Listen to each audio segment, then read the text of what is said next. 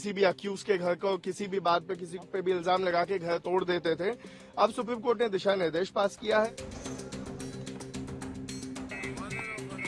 Court ने ये कहा है कि ये घर का जो मामला है, घर तोड़ने का मामला बहुत ही सीरियस इशू है।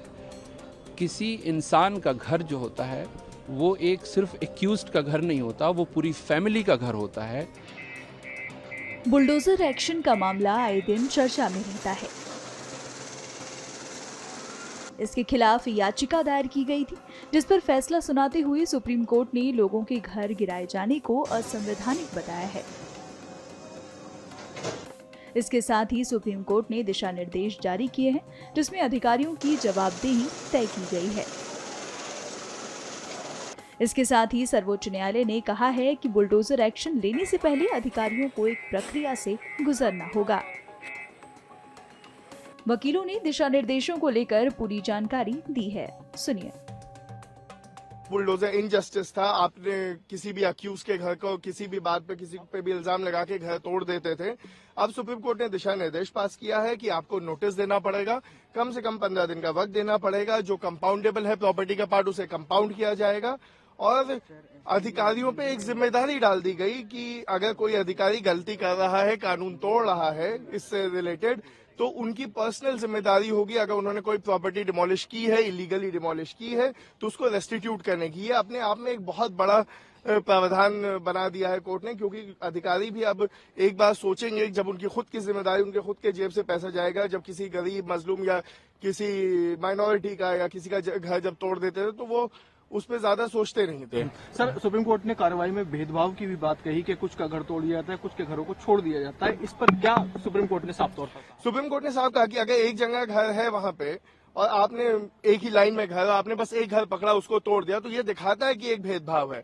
अगर एनक्रोचमेंट है उसी लाइन में बाकी घर है, तो वो भी एनक्रोचमेंट है। तो लॉजिकल यही है कि अगर आप स्टेट हैं, आप बायस नहीं हो सकते किसी के अगेंस्ट, आप पे जिम्मेदारी है कि आप आर्बिट्रेरी नहीं हो सकते, बायस नहीं हो सकते। तो उसके लिए उन्होंने कहा कि अगर एक घर है और आपसे वो तोड़ है, तो वो दिखाएगा कि ये एक आपका बायस है, एक प्रेजुडिस है, एक पर्टिकुलर लोगों के या कम्युनिटी के खिलाफ।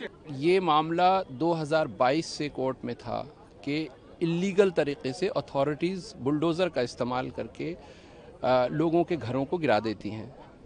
कई बार उसमें सुनवाई हुई और कुछ ऑर्डर्स भी पास हुए।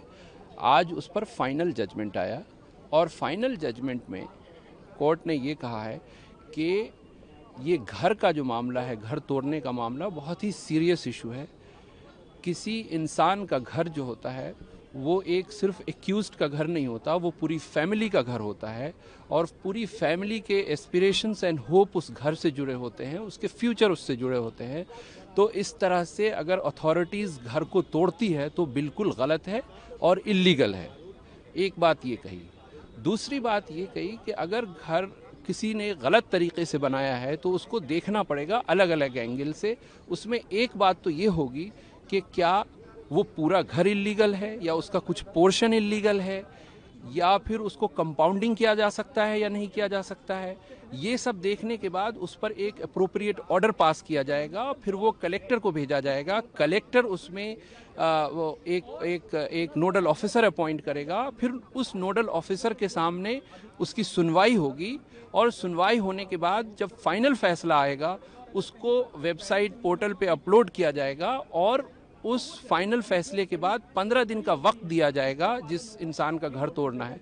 और उसके साथ साथ एक बात और कही कोर्ट ने कि देखिए ये मामले को पिक एंड चूज बेसिस पे नहीं होगा, उसको देखना पड़ेगा कि सिर्फ ये एक ही इंसान का घर है जो इल्लीगल था या और लोगों का उस मोहल्ले में जो घर है वो इल्लीगल है।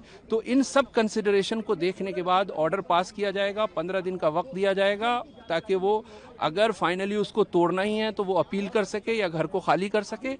और इन सब प्रोसीजर को अगर किसी ने ऑफिसर ने वायलेट किया है तो उसकी अकाउंटेबिलिटी तय होगी।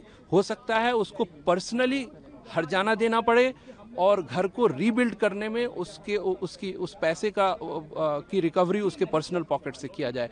तो ये एक बड़ा गाइडलाइन है।